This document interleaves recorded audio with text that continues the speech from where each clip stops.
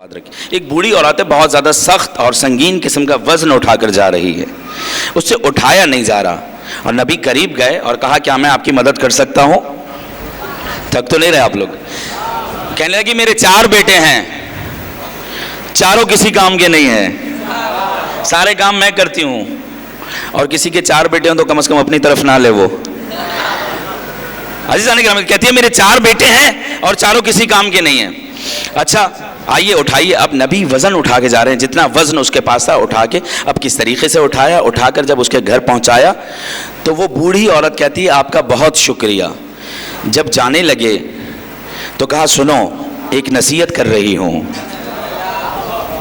ایک نصیحت کر رہی ہوں کہ اس شہر میں ایک جادوگر رہتا ہے۔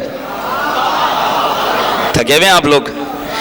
اس شہر میں ایک جادوگر رہتا ہے جس کا نام محمد ہے، اس کے اندر اس کے جادو میں بڑی تاثیر ہے، بڑے بڑے لوگ اس کی باتوں میں آ جاتے ہیں اور اس کے دین پر آ جاتے ہیں، اس سے بچ کر رہنا، کیونکہ آج تم نے میری مدد کی ہے اس لیے نصیحت کر رہی ہوں۔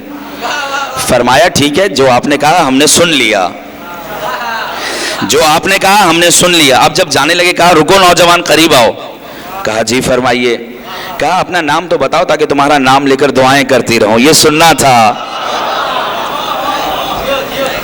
بھائی، یہ سننا تھا کہ نبی نے فرمایا کہ جس محمد کو آپ جادوگر کہتے ہیں وہ محمد میں ہی تو ہوں، اور یہ سننا تھا۔ اس کے بعد اس نے کہا اشہد ان محمد الرسول اللہ۔ یہ ہے درس عزیزان گرامی، کہتا ہے